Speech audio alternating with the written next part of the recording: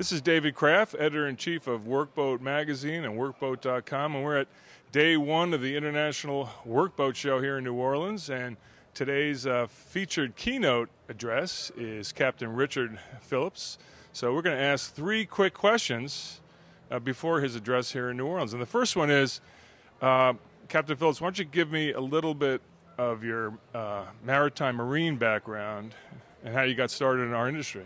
Well, I joined Master Mates and Pilots in 1979. I came out of Massachusetts Maritime Academy as a third mate, and I started sailing almost immediately. I really didn't know much about the Merchant Marine, and when I got out of high school, I just knew I didn't want to start another September in the classroom, much to the chagrin for my parents, who were both teachers. So I wanted to get out there and start living and experience life, and I happened to pick this guy up one day, and he gets in my cab, and I says, "Where do you want to go?" And he says, "I'm looking for some action." And I said, "Well, what kind of action you looking for?" He goes, "I'm looking for broads and I'm looking for booze."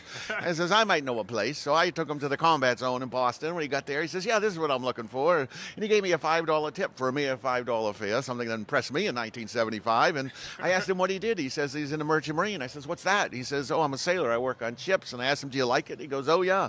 Well, I eventually ran away and rode away and got some information. And later I got accepted into Massachusetts Maritime Academy due to my brother, who was actually graduating high school that year. So what was the first vessel you were building it on, you worked on? What was the first vessel? Well, of course, it was a training ship in my 4 years at school. But after that, it was the Alley Provider, a ship I'll never forget. Someone told me on that ship. What kind of ship was it? It was up in the, it sailed out of Seattle and would go anywhere along the Aleutians or Pribilof Islands or the northwest side. It was a deep draft bulker container ship? What was it? It was probably a 280-foot twin crane reefer ship. And we would actually that's a workboat. Oh, yeah. Oh, it's a workboat. I learned to drive cranes there. I actually had an Aleut Indian who taught me about driving cranes in Everclear.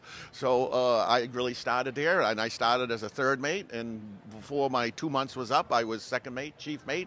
And if I stayed longer, I probably would have been captain then. But it was a trying experience, one of the most interesting trips I've ever been on along the shores of Alaska, and a trip I'll never forget. And that guy was right. I'll never be on another ship like that. So you've worked on workboats. Obviously, the Maersk Alabama was a 1,068 TEUs, I think, about 500 feet. Yeah. And part of the Maersk Alabama class, I believe. Yeah. Yeah. A class. But what I was going to ask you is, how does your being the captain and working with your crews, how did that basically relate to the situation, obviously, that happened with the hijacking? Being the captain. Well, being the captain, you are 24/7 in charge, and your main job is protecting the crew, the ship, and the cargo. So that's really your job classification. So for me, it was just getting on the ship. I saw that security was a little lax, and we had a drill just to get everybody on the same page. So for me, it's more or less preparation before, and that's all opportunity is. Opportunity is just where luck and preparation come together to help you out. So. We saw a need there, and we did some training, and it helped us, and definitely was integral to the positive outcome for my crew and my. Now, one last question: what do you hope to convey today? Because some of your peers and brethren are going to be out here today. Maybe kind of a different crowd for you that. Yeah.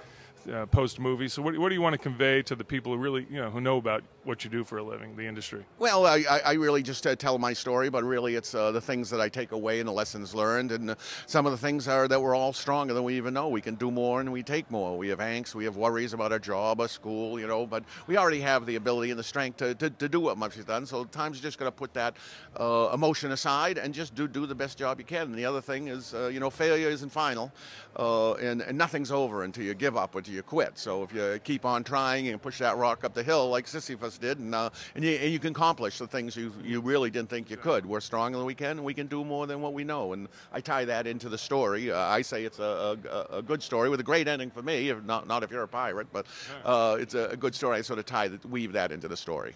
Well, thanks, Captain Phillips, and now he's going to give his talk, and I can't wait to hear it. Thanks a lot, everybody.